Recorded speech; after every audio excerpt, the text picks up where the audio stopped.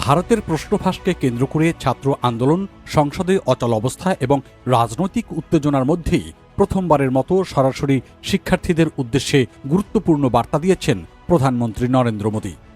তিনি ঘোষণা করেছেন, প্রশ্ন ফাঁসের ঘটনাগুলোর দ্রুত বিচার নিশ্চিত করতে ফাস্ট ট্র্যাক আদালত গঠন করা হবে।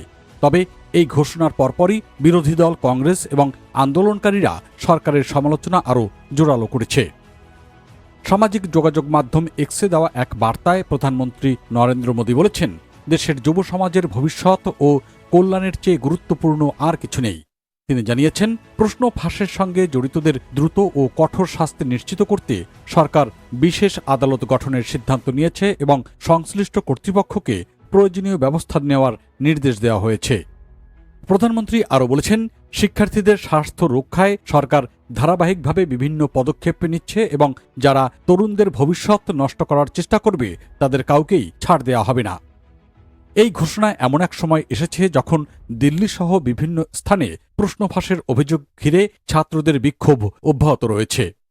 এদিকে প্রধানমন্ত্রীর ঘোষণার কয়েক মিনিটের মধ্যেই সামাজিক যোগাযোগ মাধ্যমেও পাল্টা প্রতিক্রিয়া জানিয়েছেন বিরোধী দলীয় নেতা রাহুল গান্ধী। আন্দোলনরত শিক্ষার্থীদের ৩টি প্রধান দাবিও পুনরায় তুলে ধরেছেন তিনি। সেগুলো হচ্ছে শিক্ষামন্ত্রী ধর্মেন্দ্র প্রধানের পদত্যাগ, শিক্ষার্থীদের কাছে সরকারের ক্ষমা প্রার্থনা এবং বিক্ষোভে অংশ নেওয়া শিক্ষার্থীদের বিরুদ্ধে বল প্রয়োগের অভিযোগের তদন্ত ও দায়ীদের বিরুদ্ধে ব্যবস্থা নেওয়া।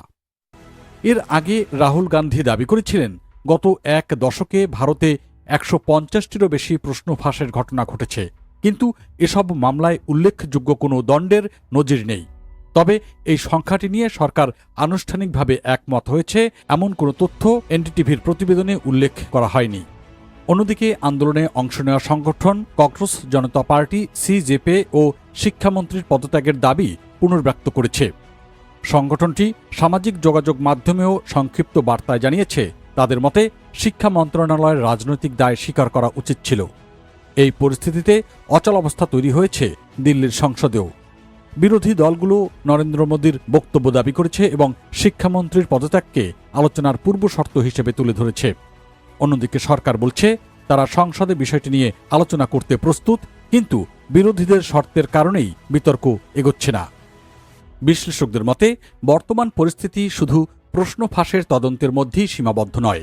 এটি এখন সরকারের জবাবদিহিতা, শিক্ষা ব্যবস্থার বিশ্বাসযোগ্যতা এবং তরুণ ভোটারদের আস্থা, এই 3টি গুরুত্বপূর্ণ বিষয়ে জাতীয় রাজনৈতিক বিতর্কে পরিণত হয়েছে।